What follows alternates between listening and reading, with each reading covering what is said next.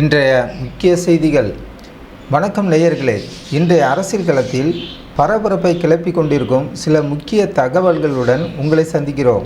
தமிழக அரசியல் வட்டாரத்தில் வரவிருக்கும் சட்டப்பேரவை கூட்டத்தொடர் குறித்த எதிர்பார்ப்புகள் இப்போதே எகிர தொடங்கிவிட்டன. குறிப்பாக மகளிர் உரிமை தொகை 2500 ரூபாயாக உயர்த்தப்படுமா என்பதுதான் பலரது கேள்வியாக இருக்கிறது. இது குறித்து இன்று செய்தியாளர்களை சந்தித்த விடுதலை சிறுத்தைகள் கட்சியின் சட்டமன்ற உறுப்பினர் வன்னியரசுவிடம் செய்தியாளர்கள் சரமாரியாக கேள்வி எழுப்பினர்.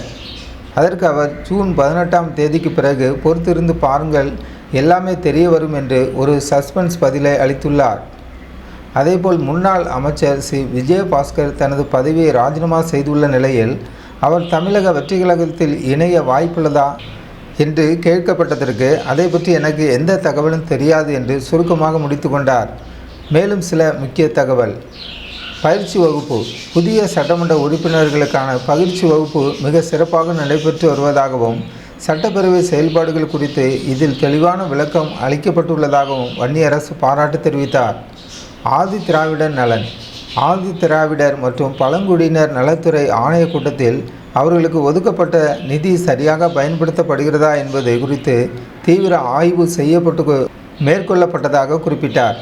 பாதுகாப்பு உறுதி. குழந்தைகள் மற்றும் பெண்களுக்கு எதிரான குற்றங்கள் முறியடிக்கவே சிங்கப்பெண்கள் என்ற சிறப்பு அதிரடிப்படை களமிறக்கப்பட்டுள்ளதாகவும் பொதுமக்கள் யாரும் அச்சப்பட தேவையில்லை என்றும் அவர் நம்பிக்கை தெரிவித்தார்.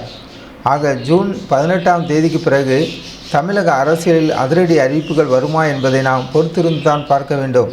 இதுபோன்ற செய்திகளை உடனுக்குடன் தெரிந்து கொள்ள நமது ஜாய்ஸ் டிவி சேனலை சப்ஸ்கிரைப் செய்யுங்கள்.